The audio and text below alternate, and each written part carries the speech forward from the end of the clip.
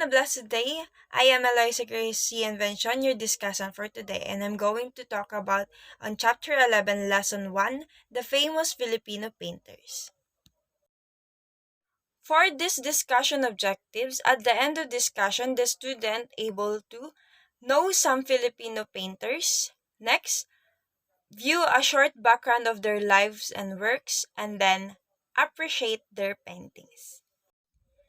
Painting is an art that not just express creativity but a millions of emotions and story. Art is a voice of every artist and a reflection of someone or something. Painters usually paint to share their passion and expression.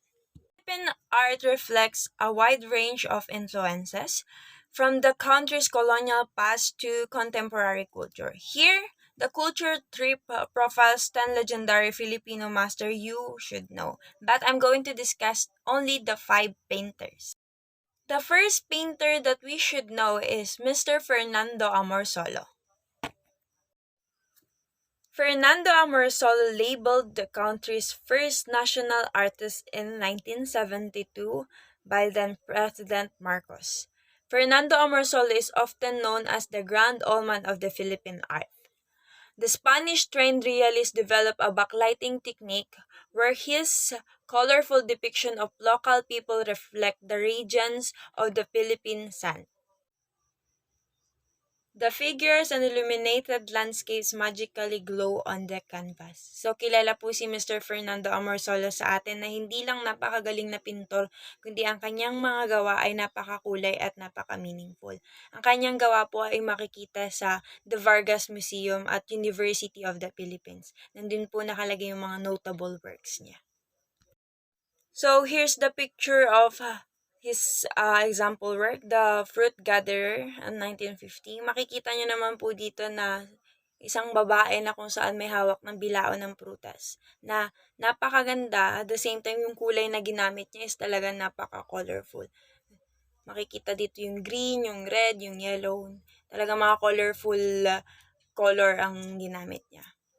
So, next na po tayo. The next painter or artist is Mr. Jose Hoya or Joya. So, sino nga ba si Hoya or Joya? Siya po ay a Filipino pioneer of abstract expressionism. Multimedia painter Jose Hoya used bold and vibrant colors with a variety of painting techniques, layering, loose impasto strokes, and controlled drips.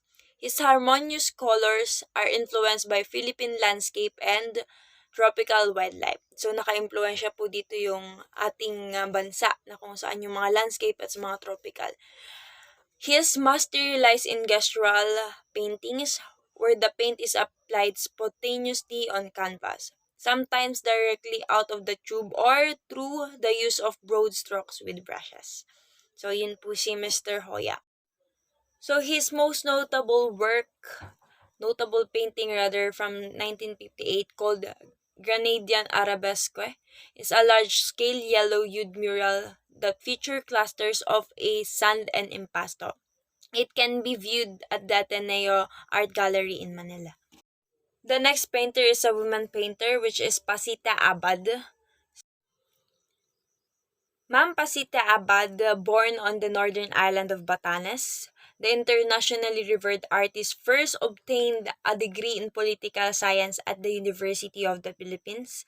Her staunch activism against the Marcos regime in the 1970s led her to move to San Francisco to initially study law. So, nag-aral po siya ng law. Hindi lang siya basta artist, nag-aral din po siya ng law. But she found her true calling with art. So, nag-aral siya ng law, yet mas gusto niya, mas prefer niya ang art. Nakita niya yung sarili niya na mas mamahalin niya yung sarili niya pag art yung pinursu niya. Her painting consists of vibrant colors and a constant change of patterns and materials. She is noted to have a work on more than 5,000 pieces of art.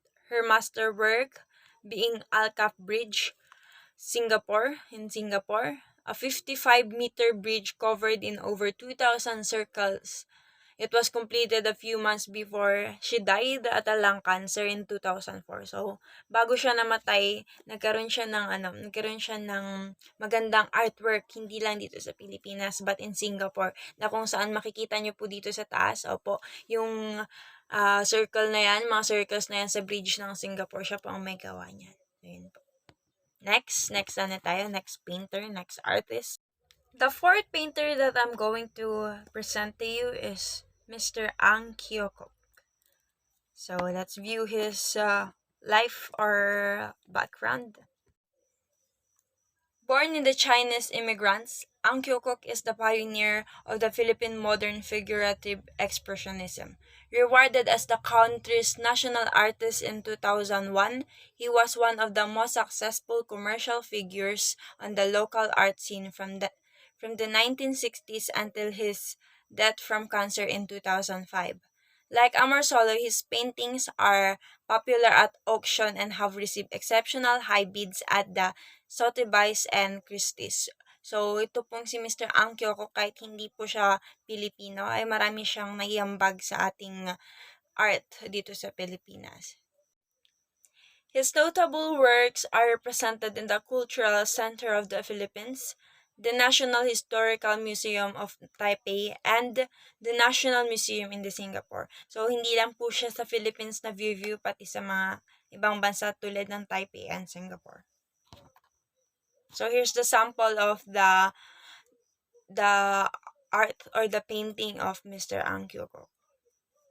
So, here's the example artwork or one of the artwork of Mr. Ang Kyokok, The Fisherman in 1981. Makikita nyo naman po, talagang napaka-centered na kung saan pinipresent niya ang isa sa kabuhayan dito sa Pilipinas. Now, let's go to the fifth painter that I want to present to you, Mr. Benedicto Cabrera. Fondly known as Ben Cab in the Philippines, Cabrera is the best-selling commercial painter of his generation and a prominent head of the local contemporary art scene. He studied under Jose Hoya at the University of the Philippines and received his degree in the fine arts in 1963. So, estudyante po pala siya ni Mr. Jose Hoya, isa sa famous painter din na ating na-discuss kanina. So, let's view his work.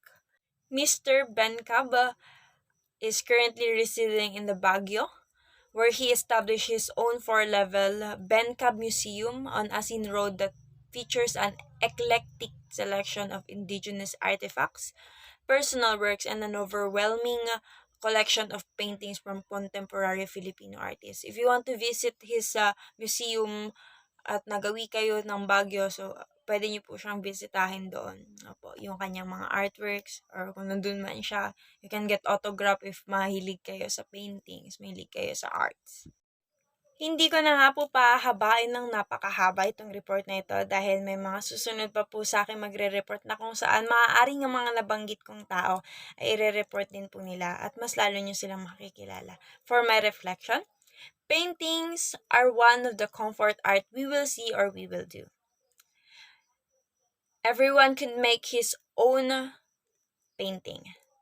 Art is everywhere and for everyone, where we can express not just how artistic we are, but how do we feel and what story we want to express.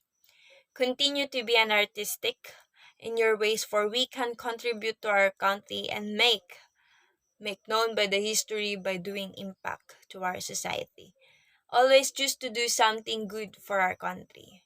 Huwag kayong tumigil sa pagpipinta, huwag kayong tumigil sa pagdodrawing, huwag kayong tumigil sa pagkanta, sa paggawa ng kung ano-ano mang bagay na nakakapagpasaya sa inyo. Hope may natutunan kayo. That ends my report. Thank you and God bless you all.